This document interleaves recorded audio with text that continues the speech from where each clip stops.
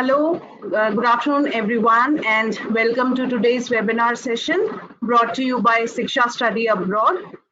Student, this is an informative session on targeting top 50 international universities for fall 2022 intake, which is the September 2022 intake.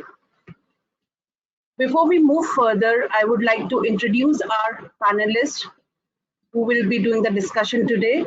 So our first panelist is Mr. Bhaskar Kaushal. He is the head of Shiksha Study Abroad counseling team.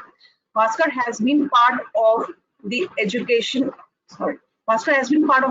industries for over 20 years and is passionate about overseas studies and student development. His team has really helped a lot of students in achieving their dream of going to their dream universities abroad. Thank you, Bhaskar, for joining us. Thank you. Our second panelist is Mr. Shoaib Ghosh, who is the Specialist Counselor for USA at Shiksha Study Abroad. Shoaib has an over 10 years of experience with 7 years in international higher education. Shoaib has worked with few of the top study abroad firms in India, and he has been passionate of counseling students and parents and guiding them to fulfill their dreams of studying abroad. Thank you, Shoaib, for joining us. Students, before we move further, I would like to give you all a note that if you wish to ask questions, I will request you to please post your questions in the question section. We will take all the questions at the end of the session. And if you wish to ask questions directly to Bhaskar or Shoaib, I would request you to please click on the raise hand tab. I will unmute you and you can ask the questions to the panelists. I would now request Bhaskar to please initiate the session. Thank you. Hi, thank you, Lakshmi. Hi, good evening all, and welcome to the webinar conducted by Shiksha Study Abroad. So as you know, Shiksha Study Abroad is #1 website for students who are dreaming to study overseas, countries like US, Australia, New Zealand, Canada, Germany. And in last 1 month, we have got 24 million visits on our website. Out of those, 12 million students are active as of now, and 1,000 enrollments. So Lakshmi, you can move to the next slide. So before we start today's webinar, so topics that we are planning to cover are admission timeline and criteria in US, general questions or admission timeline, is GRE or you can say is the test required for applications, scholarship opportunities, post-study employment, and then we have the open question and answer round. Next slide. So now, Shoaib, our Specialist Counselor for US, will take it over and will help you with the questions and answers. Hi everyone, good evening and welcome to Shiksha's webinar on Fall 22 application process. We will try to answer all the questions in the limited time frame that we have, and we will take you through the slides and help you understand the process in as much details as possible. However, because the process is a very lengthy process as such, so we may not be able to cover all points in today's webinar, and we will be keeping on bringing these webinars to you as a routine to help you understand as to how we can help you and what needs to be done. So if you're able to look at the slide which is being projected, so we are saying that this is a race that you are actually in, and we are racing towards the fall 22 application process, and we are not really targeting the spring as of now because the deadlines are almost over or are going to over. So hence we are only looking at fall 22 as, and it is also the major intake that most people look at, right? So the ideal timeline is to start of the process from March of the previous year. Like if you're targeting fall 22, it should be March of 21 when you should actually start contemplating taking up the test, various tests which are required. March to September is normally the period during which you either take up the test or are completed with the test and then move on to the next process. Because we are already in end of August and kind of in September, so hopefully you've already taken up the test. If not, then you should actually go ahead and book the test at the earliest, because everyone will be going after the test and there would be a huge delay in getting the time or the dates for taking the test. The good thing is that most of the tests have started giving out options when you can take it from home. So you can actually take the GRE, take the TOEFL from your home as well. Those of you who are not aware of it, please go to the websites of the respective websites of the respective tests, and you will be able to find that you can actually take it from home. The second or the third step is to complete and send your application. So now that is the main crucial period. So that is from October till February. But from October till December, that is when you can actually target the top 50 universities. After December, most of the top universities won't have their deadlines. So if you're targeting the top universities across the world, December is the period, and specifically in US, because we are more looking at US as a country. So specifically for US, you should be aware that December is the month wherein most of the deadlines are. If moving on to the next process is the admission decision. So the admission decisions would normally come somewhere around starting end of February and from March onwards, mostly for most of the schools. And then you will prepare and apply for the student visa, which normally happens 120 days before the start of the program in US. So you will be applying somewhere around from May onwards until August, that is May to August 2022. And the pre-departure orientations normally happen in the month of June and July, but goes on till August, because there are some programs which are going to start in September, some programs which are going to start in October. Next, please. So the next main thing that we're looking into today is the admission criteria. So what all the universities look at when you are actually applying to the universities, right? So we have put on a chart which actually gives out an idea as to how much weightage, because we have received a lot of questions on this topics, and hence we chose these topics. And we will also answer your questions as when you have them, and you can also enter them in the chat box so that we are able to answer you. So because we have got a lot of questions on admission criteria, and you can see the chart that we have created here. So the academics part is where the universities would want to look at, and in the academic section, what the universities mainly look at is what university you are applying to, you're coming from, what are your grades, and what is your overall standing in your class. So say for example, if you are coming from IIT, or if you're coming from NIT, or for example NSIT, or from JNTU Hyderabad, or probably any of the other institutions, Manipal University. So they would like to know which university, and every university has their own standing, and in that you will have a class, and in your class also you will have a different kind of a standing. Someone will be a 9-pointer in their class, someone will be an 8-pointer, someone will be a 7-pointer.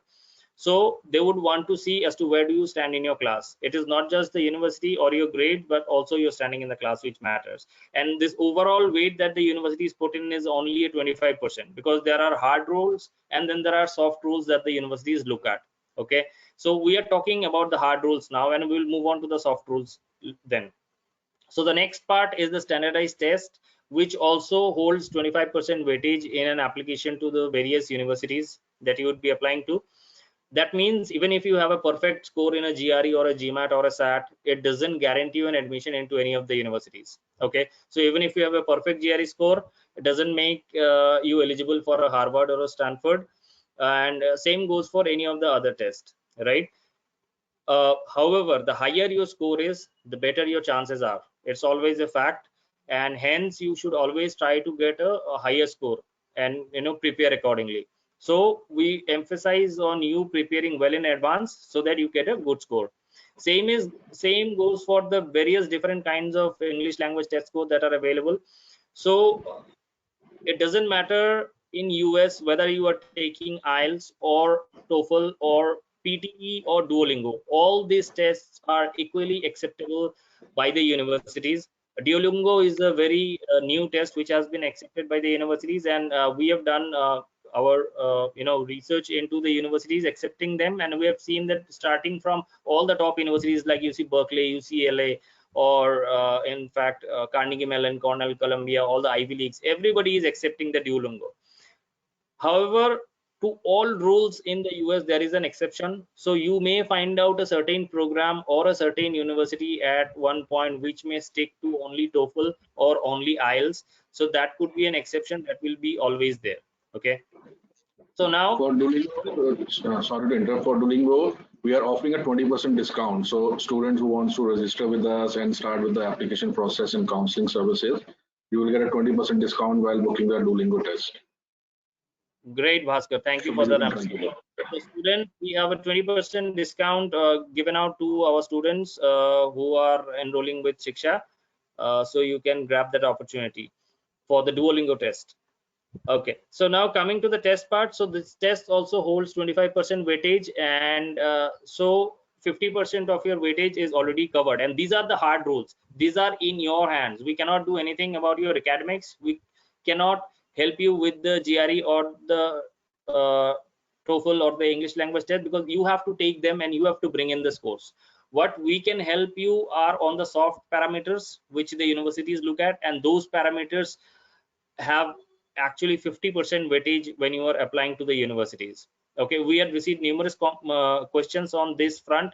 So one of the major thing that the universities look at are your editorials, or which would include your statement of purpose, your letter of recommendations, or the essay questions that the universities ask for MBA people, and the CV or the resume that you have. So with these documents, you are actually presenting your case in front of a university, right? So the stronger they are, the better chances you have of getting admission into a university. And the universities will be able to understand who you are as a person. Apart from that, all the other things that are there in the soft parameters are the research or the extracurricular activities that you have done so far. So any kind of projects, any kind of research papers, publications, journals, books, even patents that you do. I know a lot of engineering students these days are into research publications and patents, because I interact with people daily on, and find that a lot of people are doing this kind of research. Those are very important aspects in your profile if you're targeting the top 50 universities or the 100 universities in the US, because these are very research focused universities. And so now you cannot send your patent to the university, or you cannot send your research paper to the university. So how will you showcase them? That is where your soft parameters or the SOPs and the essays come into play, right? Apart from that, any kind of internships and your extracurricular activities, they also play a very important role in when you are applying to the universities abroad. Here in India, we may not give as much value to the extracurricular activities, but because I'm also an engineering graduate, so I will come from that background, and I will tell you that the engineering colleges in India, or most of the colleges nowadays, will have two different kind or three different kind of fests that they hold. So there would be technical fest, there will be cultural fest, which would be happening. If you are taking part in those programs, if you have certification for those things actually help you in the application. And we normally tend to not use those because we do not find value of them here in our education system, but it is of huge value there. So and once again, you cannot just send in the certificate, so you will have to highlight them in your resume or your statement of purpose or the essays. And that is where we from Shiksha can help you, right? Apart from that, work experience. So work experience is also there. It is mostly required for MBA programs and for other few programs. Other than that, most of the master's programs, they really do not ask you for an work experience as the criteria when applying to their schools. So if you do not even have work experience, it is not going to affect as much. But yes, if you're going for the top 50 schools and you're going for an MBA program, then work experience is a must. At least 3 to 5 years of experience is what the universities look at. However, someone with the 2+ years of experience and a lot of other things in the profile can also break through some of the top schools. So to every rule there is an exception. But yes, all these parameters that I discussed in the soft parameter section is what we actually help you prepare and we help you with at Shiksha. Okay, and this is a combined weight of 50%. Lakshmi, next please. So just want to add on, like Shobik has already discussed about the standardized test. So we are entering September.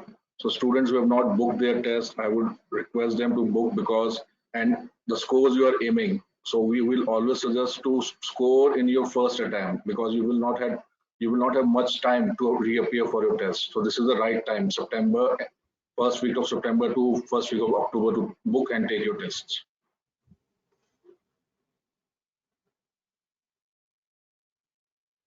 So some of the questions that we have received, like concerns regarding the GRE and the application process, deadlines and scholarships, and what is the best time to finish with the application process for fall 22, best criteria to select college, location, cost or rank. So the first question was from Siddhi Jadhav, second one from Kaushal Sen, and how we can start the preparation during our bachelor's for masters and study abroad, from Alok Sahu.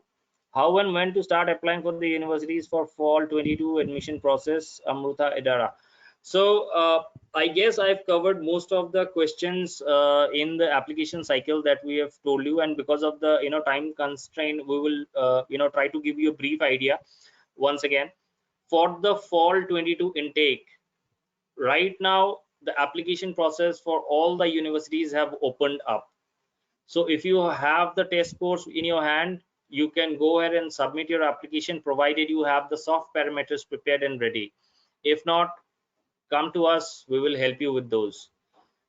If you have not taken the test, as Bhaskar said, you have to book the dates at the earliest possible, because there would be a huge rush now from here on till December, and getting a date would be a very challenging task for you. So book the dates, get get done with the test, and then start the application process at the earliest. Next slide, please. So if we can just cover that part, like that student has asked, student is in bachelor's and he wants to apply for master, when does he have to start the application? So maybe Right. when he enters the 7th semester or the 6th semester.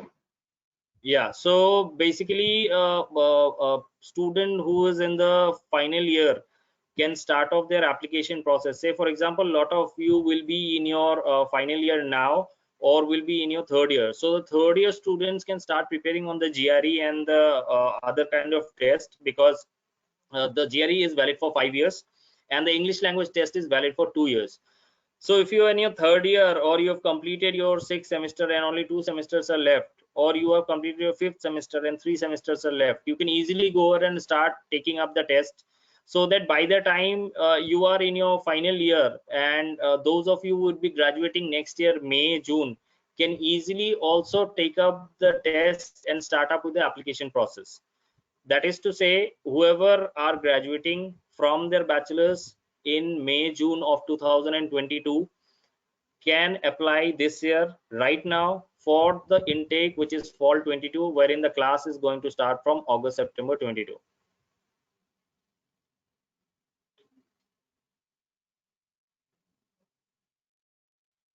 So right, So we have been standardized. receiving lot of questions on this, whether GRE, GMAT is required this time. So Shovik, if you can just help out, because you've been counseling students on everyday basis, and every day Right, you so get this these is a hot questions. topic right now.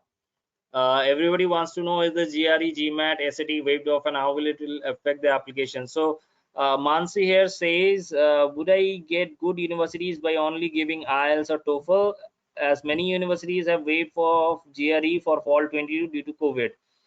Bhanu is also asking the same question, is GRE waived off for fall 22?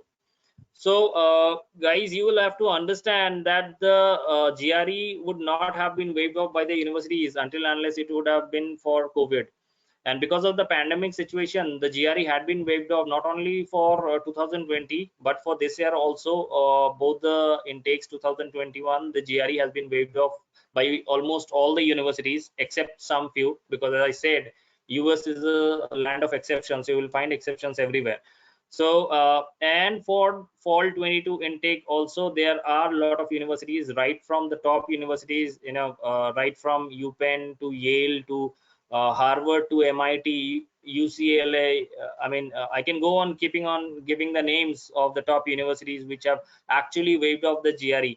However, you will have to understand that these universities, when they are waiving the GRE, it's not because so they have been forced to waive off the GRE because of the pandemic situation, and because they want to make sure that students do not fall prey to the pandemic, right? But there are few things that you need to understand, that when a university is waiving off the GRE, what level or what condition they are putting on the waivers, right? So there are three different options that the universities normally look at. One, wherein they will put it as required, so you'll have to take the GRE, there is no waiver for that university. Then the second category of university will say optional, and the third category of university will say not accepted. So therein lies the trick, guys, because if a university says that it's optional, you may have to submit the test, GRE test, if you wish. And if you choose to submit the scores, you must follow up with the GRE people to actually get the official test to those universities. Now what happens is, if the university says that it is optional, that means they're actually expecting you to send the scores. And if you do not do that, then you probably might miss out on the admission.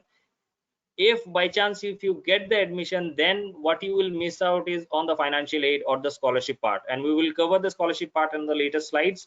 But yes, it is a true fact, and it has happened with a lot of people in fall 21 also, and in spring 22 intakes also.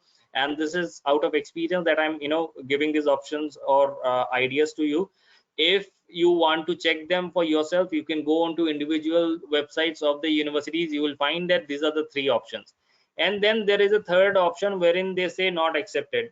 So that means do not accept the general test, and the GRE will not be considered when they review your application. So you will have to understand which all universities fall into which all category before making an uniform decision as to whether or not to take the GRE. Do not just blindly stop taking the GRE because of a lot of wrong information flouting on the internet these days, wherein it is being said that the GRE is being waived off. It is true, it is being waived off, but there are conditions and then there are parameters which the universities are looking at. Make sure you know all of those things before you actually start your application process to a particular university. If you have any doubts or concerns regarding this waiver for GRE, GMAT or SAT, please feel free to get back to us, and we will be giving our contact details at the end of the slide. We'll be more than happy to answer your questions upfront once again regarding all these details.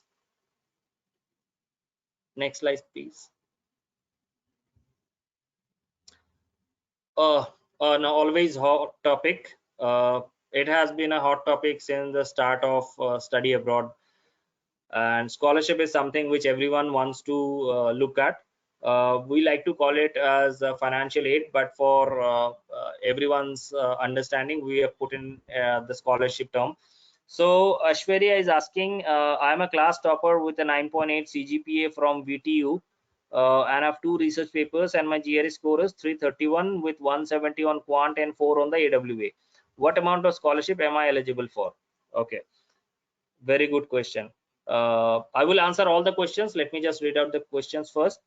So when and how to start the scholarship process, to what percentage scholarship to help the students with funding its qualification? Okay, again a strong question. Is there a separate application that we need to file for scholarships? Manisha and Aditya. Okay, great. So we have some very good questions which have come up. Now to answer Ashwarya, let me just tell you first that to get okay, I will be answering all of them together because yeah. So when we are applying for a scholarship to any particular university, there will normally be no separate application that you need to submit. Okay, the application that you submit is automatically reviewed for scholarship. That is the internal scholarship that we are talking about. There are hundreds and thousands of external scholarship, and normally you will have to do the research on your own, and to do more research and to know about what kind of scholarships Indian students are eligible for. Come to our website. We have a detailed list of more than probably 200 plus scholarships which are there on our website. Bhaskar, correct me if I'm wrong. more than 200 or close to, something like that. You can search those external scholarships on our website, and you will be able to view them and look at all the criteria that are there, and you can apply them on your own. Okay, the scholarship that we're talking here is the internal scholarship offered by the various schools in the US or other countries for that matter. So the application is automatically accepted for scholarship. You do not have to submit any separate application. At times there could be a specific essay that a university might ask, so that is once again an exception. If there is an essay question that the university will ask you to write as to why they should give you the scholarship, then you will probably have to write that. For undergrad students, there are a lot of deadlines that they need to maintain, and same goes for masters and MBA people also. So why I specified undergrad is because there are early action deadlines, and then there are early decision deadlines, and if you are applying to those deadlines, then you become eligible for scholarships. And always remember that scholarship deadlines are way ahead of the actual or the normal deadline. So say for example, if a university has two deadlines, one is in 15 December and one is in 15th of January, please make sure that you apply by the 15 December deadline, because that would normally be the scholarship deadline. The 15 January deadline is for all those people who want to take admission, and they probably have missed the scholarship deadline, but they can still get admission and may not get the scholarship. So that is a very important thing to keep in mind. Okay, so how and when to start the application process for scholarship? As and when you start the process for your normal application to the universities, you automatically start your process for scholarship. And coming back to the test parameters for the scholarship, if you are not taking the GRE, there are certain schools which will not give you scholarship, and that is a very hard and true fact, which has happened with a lot of students also for fall 21, wherein they thought that they would not take the GRE, and then they might get up GRE, GMAT or the SAT and might get the scholarship. But they got into the universities, and when they dropped an email to the university, they got a response that the GRE is one of the parameters based on which we give out the scholarship, and because you have not taken the GRE, hence the scholarship has not been given out to you. So there could be a scenario wherein you and your classmate both are applying to the same university. One has taken the GRE, the other has not. The one who have taken the GRE or the GMAT or the SAT will have a higher chance of landing up with a scholarship. Now to answer specifically for Aishwarya, because she is asking a very specific question. Her profile is not. Her profile is very strong, but I'm not sure Yes, what program she is looking at. So, right. Aishwarya, if you're looking for a scholarship, so I'm not sure if anybody can assure you amount, but there are quite a number of scholarships available in universities. Some are academics, and sometimes they give you a RA, that is research assistantship. Sometimes it's teaching assistantship. So it all depends. So I would request you if you can just share a complete profile with Shovik, and then we'll let you know what all universities are there. Because I have seen in my personal experience, student with this score have got into MIT with 50% of scholarship. Right. So you can we will give you a call and we'll let you know about the process and everything. Yeah, Thank you, so Bhaskar. Thank you for the yeah. So Aishwarya, I guess Bhaskar has answered your question, and if you have any further doubt or queries, please get back to us, and we'll be more than happy to answer all your questions. Next.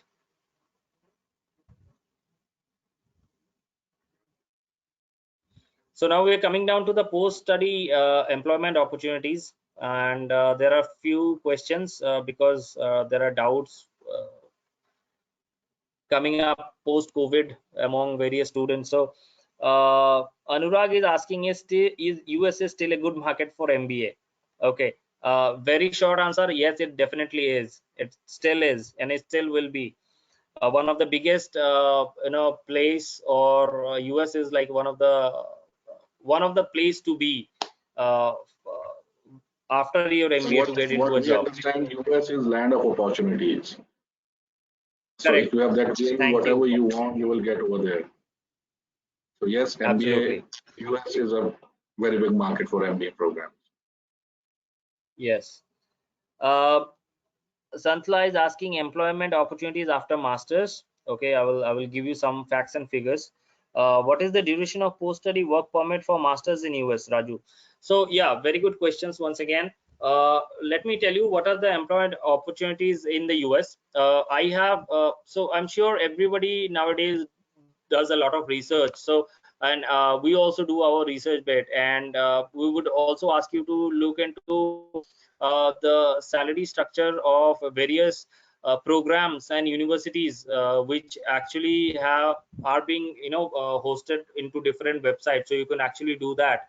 And we have also done some of our research, and we found out that the average salary for a computer science graduate after a master's program is, and I'm talking about the average, I'm not talking about the higher or the lower salary, and this is the base average, and it is around $100,000 a year.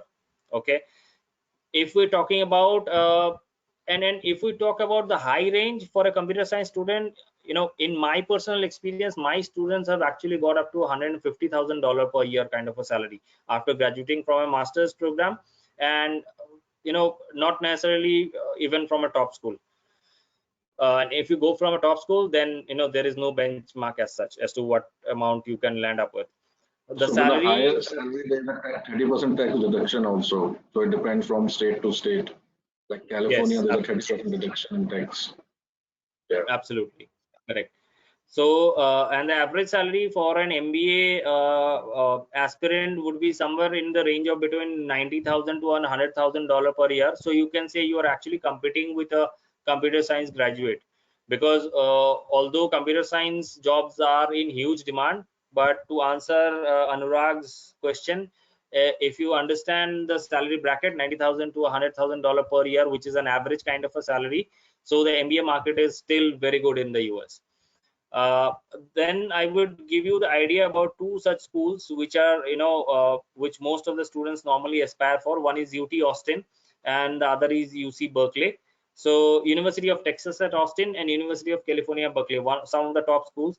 And the average salary for UT Austin is approximately $80,000, wherein the computer science program is leading the chart, followed by MBA and then mechanical engineering. So these are the three programs which top the chart. So when I'm telling that $80,000 is the average salary of a UT Austin graduate, it does not mean that I'm only giving out figure for one of the program. It is the average for all the combined programs. So if a program has a higher pay package and a program has a lower pay package, so then compare and understand that $80,000 per year as an average from a top school is not a bad average at all. Okay, it's a pretty high average. And for UC Berkeley, this average goes up to 91,000 per year. So just understand, and the same as compared to UT Austin, the programs that give out the highest average are computer science, followed by mechanical engineering, which has even surpassed the MBA program. So it is computer science, mechanical engineering, and then the MBA program. So that is how it is. So people who are from other background other than computer science, don't worry, because all the core programs in engineering or any other field are equally are equal in terms of the ROI that they would give to you. So and also, if you need some more detailed information, once again, feel free to get back to us. Okay, so now I'll take up Raju's question when he has asked what is the duration of the post-study work permit for masters in US. So now for every program that you go to in the US, you have a 1 year of OPT, which is called optional practical training, and that is for 1 year duration, wherein you can work in the same study visa that you are going in US. But there are a lot of STEM programs. So STEM stands for science, technology, engineering, and mathematics. It's not management, unlike some people think of. So those programs and all the engineering programs are STEM programs. So all engineering graduates are eligible for an extension of up to 24 months after they complete the 1 year of OPT. So in total, you can think of it this way, that you are getting at least 3 years of posterior work permit in the US. So here there would be a lot of questions coming from the management people and mostly the MBA guys, wherein you will ask, in that sense we only get 1 year. However, that is not the case. Lot of universities, right from the top ranked schools like Cornell and Carnegie Mellon, Cornell Johnson, Carnegie Mellon Tepper, UNC, North Carolina, Canon Flagler, all these business schools, their MBA program, they have the STEM categorization. So if you're going to this kind of MBA programs and with the STEM specialization, then your OPT is automatically getting extended to 3 years. So if you are an MBA aspirant, do not lose hope, do not lose heart. There are a lot of programs, and these are only the tip of the iceberg that I'm showing you.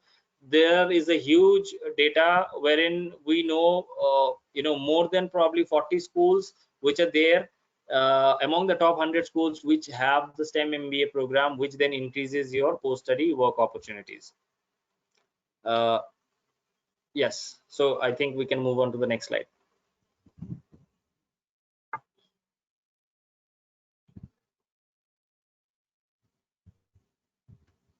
So like we discussed when we started the session, we are India's largest website for study abroad, and we get many queries, and around 291,000 students registered in 2020, and the current students are around 3 lakhs, and our ratings is 4.7, and you can see all our ratings on our website, that is shiksha.com studyabroad/apply.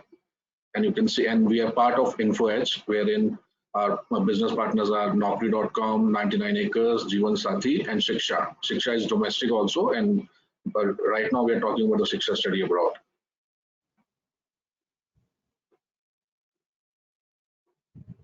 Next slide, please.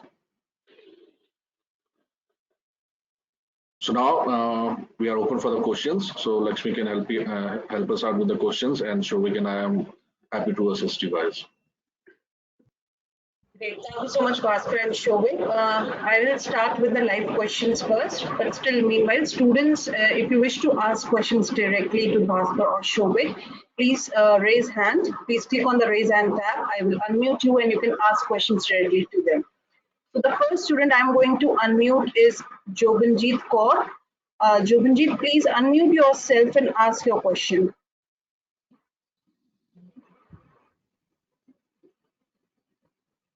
Jobanjeet, please unmute yourself and ask your question. Okay, so my question is that I have my past academics in master's in English literature, and after that I got my bachelor's degree in education. So can I apply for management? I ask you to speak a little more clearly because your voice is up, so I'm not able to hear you. Okay, sir.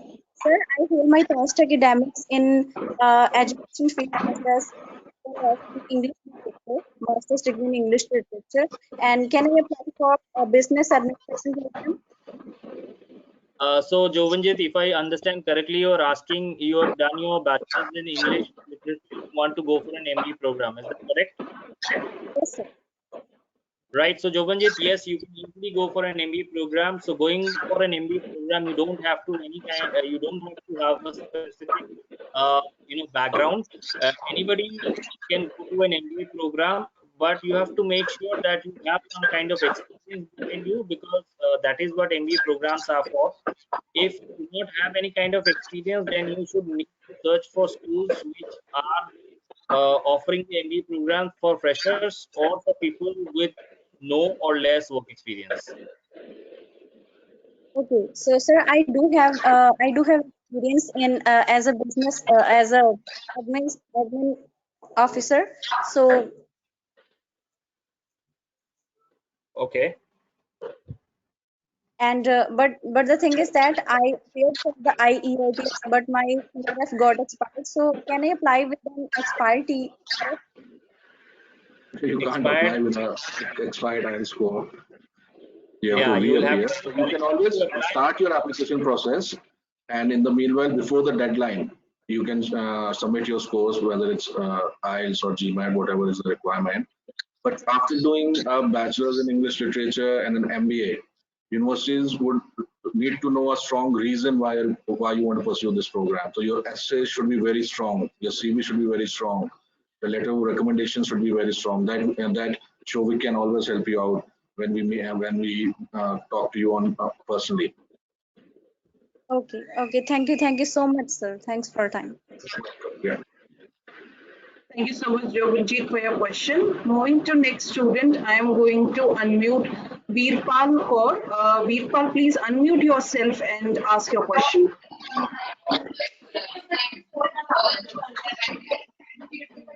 Veerpal, please ask your question.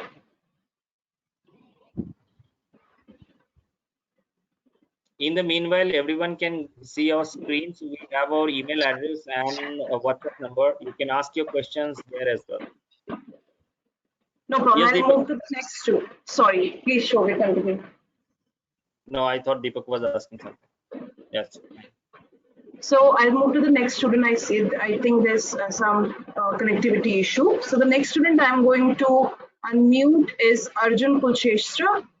Arjun, please unmute yourself and ask your question. Good afternoon, sir. Good afternoon, Arjun. Sir, my question is that I'm currently doing diploma in computer engineering right now. After 10th, I haven't done my 12th, and so I'm looking forward to study bachelor's in either Germany or Canada. So am I eligible for the admission over there directly in second year or first year? Arjun, to answer you, so you're doing your diploma after 10. That is a 3 years diploma? Yes, sir. Yeah, it's a 3 years diploma. And what percentage you score in 10th? 77%. 77%.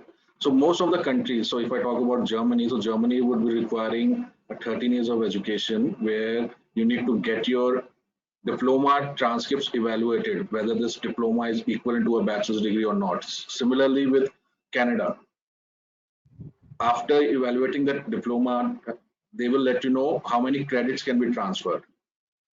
So the admission process is very simple. For colleges, if you want to apply, you can directly get into a diploma program. But for universities, you need to get your diploma evaluated from external parties. There's a company called WES, wherein you can log into the website or our website, and they will let you know how much they charge and how much time it takes to get the evaluation done. After that, once the evaluation is done, you can always apply. And it's on the university where you are applying. They will take the call whether it will be a freshman application or a transfer admission. Also, Arjun, Okay. we will also be conducting a similar kind of a webinar for specific to Germany in the coming weeks. So keep your keep checking your emails regularly. You might receive an invite as well, and we will have a similar kind of a panelist who would be able to answer your questions, or you can get back to us on the email or the phone number that we have shared, and we will help you connect with the specialist person. Okay, sir. Thank you, sir. Thank you, Arjun. Thank you, Arjun. Moving to the next student, I'm going to unmute Nishtha Singh. Nishtha, please unmute yourself and ask your question.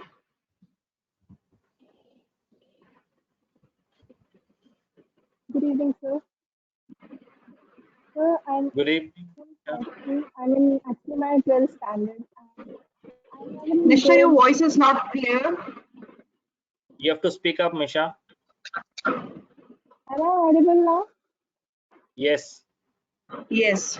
So I was asking, like, I'm in 12th standard and I haven't given SAT score, not yet, neither IELTS. But I'm preparing for IELTS and I'm going to attempt it in the coming month.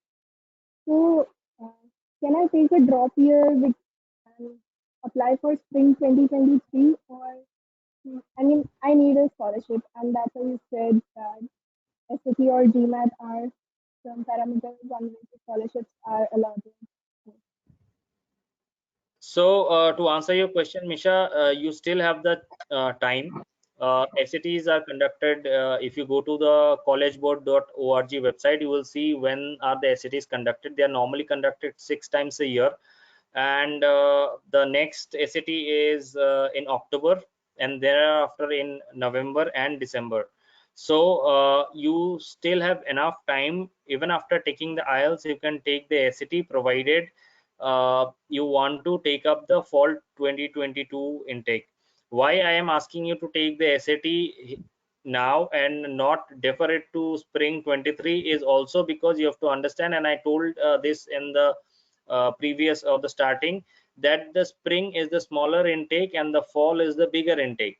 So if there are 100 universities which open in fall, only 20% of universities open in spring, and hence, because there are less number of universities in spring, the number or amount of scholarship is also significantly very less.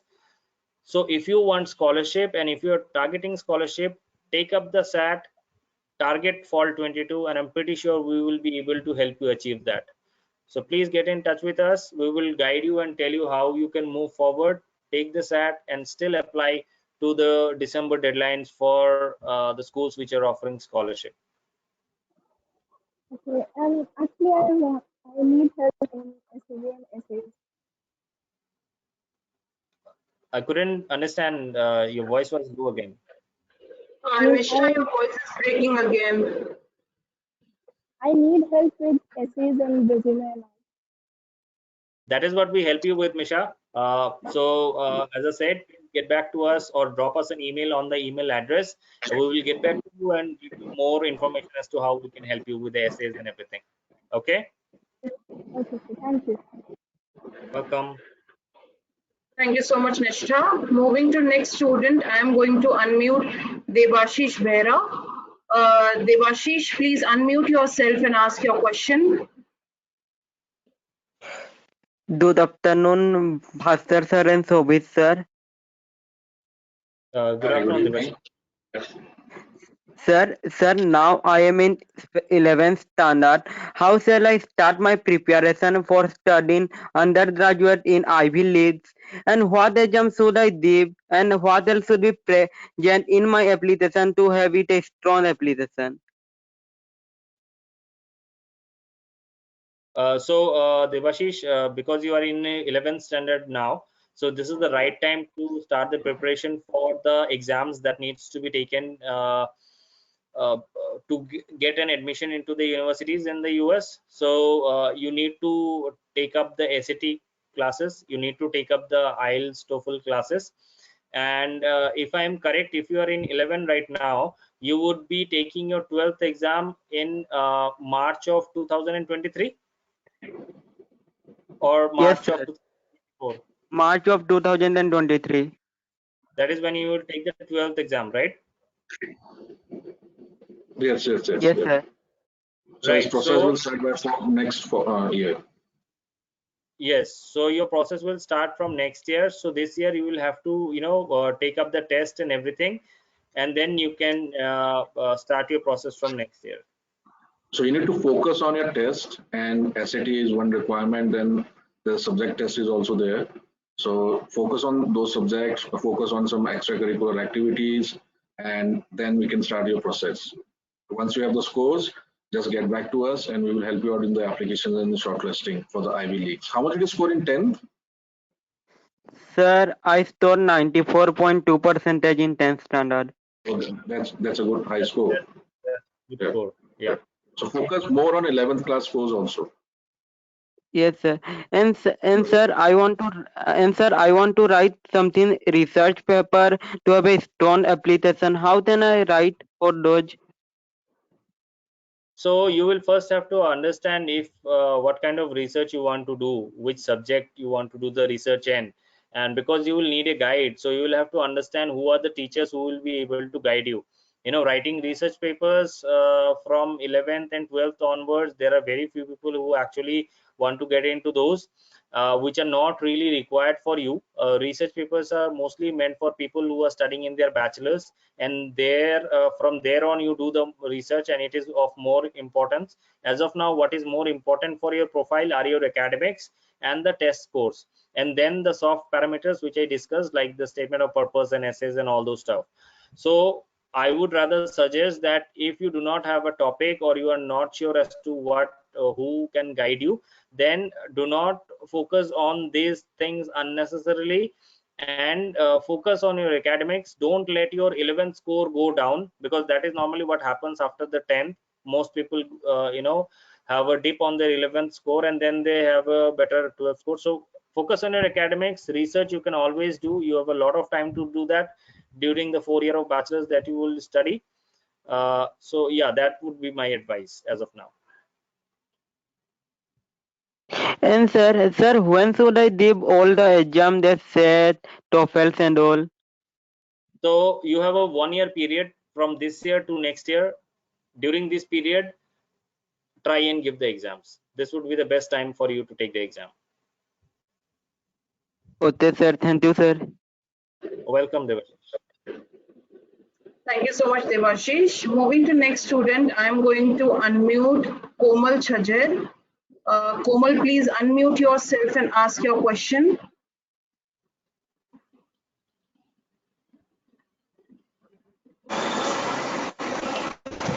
Hello. Uh, am I audible? Yes, Yes. Komal, you. Hi, good evening. Yeah. Yeah, good evening, sir. So my question is regarding the engineering management program. So I currently have 2 years of work experience. I graduated in 2019 from RV College. So I have a CGPA of 7.88 with one backlog, and my GRE score is 320. So Okay. I just want to ask, like, if my low CGPA can be compensated with GRE and 2 years of work experience? So you said that you are from Gargi College, which is under Delhi University, right?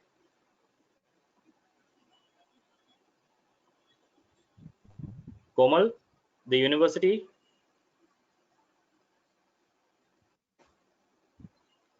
Komal, are we still connected? I see Komal online. No, it's under BTU in Bangalore. Yeah, BTU, BTU Vishesh in Bangalore. Vishesh Technological University. Yes, sir.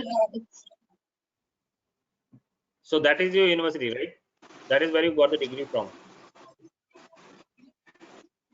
So if that is the case, Right, sir. in that, yeah. So if, Komal, if that is the case, I given you the Yes, pie sir. diagram, the idea in the slides, in the previous slides that we have discussed. So academics and your standardized tests are the hard parameters. So everywhere, every university will obviously definitely look at those, but then how you present your case in front of a university matters most. So with the 320 320 GRE and 6-pointer CGPA, you can still make it to some of the top universities, because the universities in US are very much flexible. Okay. And if you have good work experience, and if you present your SOP and the essays and letter of recommendations, and you apply well ahead of the deadline. So the deadlines are in December. If you have all the details with you now, and if you start your application process right away, you will have better chances, because it's always a first come first serve basis in the US. Okay. Okay, sir. And about one backlog, does it really affect the? I mean, like, do the Fine. universities outright reject people who have a backlog, or is it something? People with even 10-15 backlogs can get into universities. So at least if you have around 10 to 12 backlogs, then you are still fine. People with higher backlogs may face issues. Okay. So one backlog So I can is to target get. Ivy League also, right? I am targeting Ivy League like Cornell and Dartmouth. You can target Ivy Leagues, but you're then you have to realistically apply to the Ivy Leagues, try and understand as to what they're looking for, because some of the Ivy Leagues would want you to have experience in terms of a managerial kind of an experience as well, and you won't be having a managerial kind of an experience until and unless you have at least more than 3+ years of experience. So you'll have to look at all the parameters as to what an Ivy League is looking at. But saying that, yes, you can definitely target and apply and take your chances. However, realistically target the top 50 universities, because even if you get into the top 50 universities, you would be like going into some of the top schools across the world.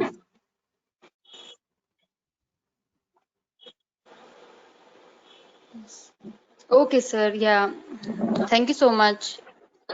Sure, welcome. So So much Lakshmi, for your question. I think we are coming to the end of our session. If we do not have any more questions, or if you have more questions, if we can just group them together, and it would be better. Sure.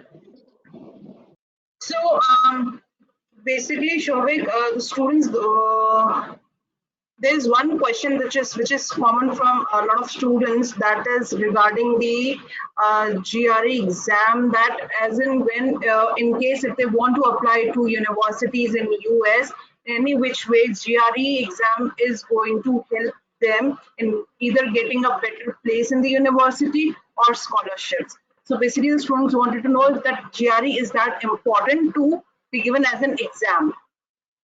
Right. All right. So for all those people who are actually worried about the GRE and the GRE waiver and all those things, I've already covered this point. But once again, I would like to tell you, GRE is a very important aspect in your overall application process. Even though universities are waiving the GRE, uh, and because, as I said, there are 3 different parameters that the university set up.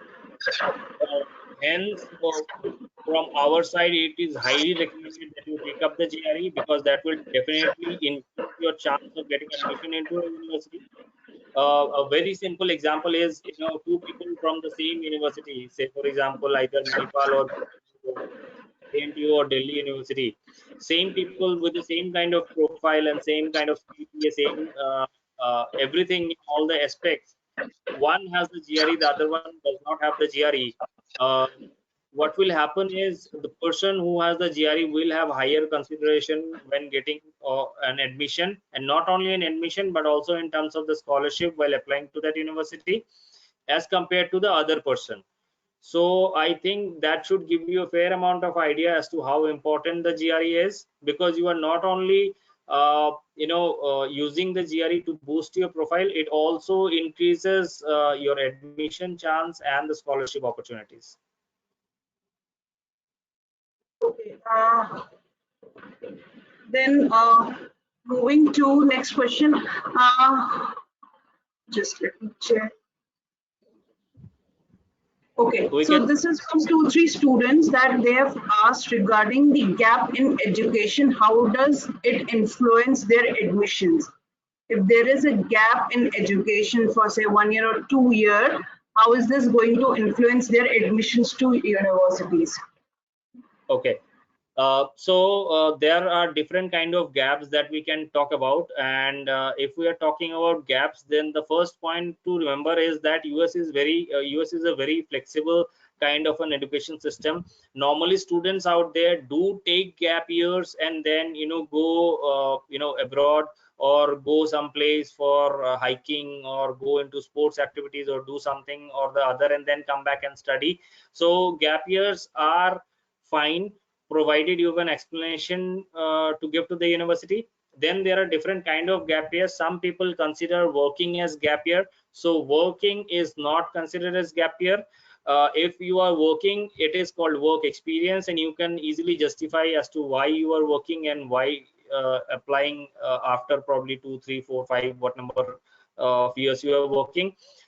Another gap year is when people normally tend to complete their bachelor's in not the stipulated time frame. Say for example, an engineering student completing a bachelor's in probably 5 years or 6 years, as against a normal of time frame of 4 years. So there the additional time taken by the student could be considered as gap year, and if you have valid justification, then the universities accept your profile as well. So to give you an example, I had this student who went for a financial engineering program into Boston University, and he applied to some of the top universities.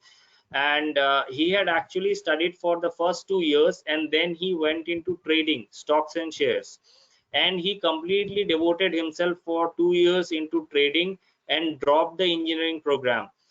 Then after 2 years of trading, he came back and completed his last 2 years of engineering. So he actually completed his engineering in 6 years, but he had very valid reason as to why he completed his engineering in 6 years, and hence he had admits from some of the top universities, and finally he went into Boston University. So gap years, if are there and explainable, then they are acceptable to the universities in the US. Great. Thank you so much, Shovik, for answering these questions. And students, with this, we have come to the end of the session. And before we end the session, I would request Bhaskar or Shovik to please share please share some information with the students that can really help them in applying to universities, and how it is how much important it will be for them to apply when and what. Just giving a gist to the students before we end the session. Yeah, so to start with, like we have already covered many of the slides.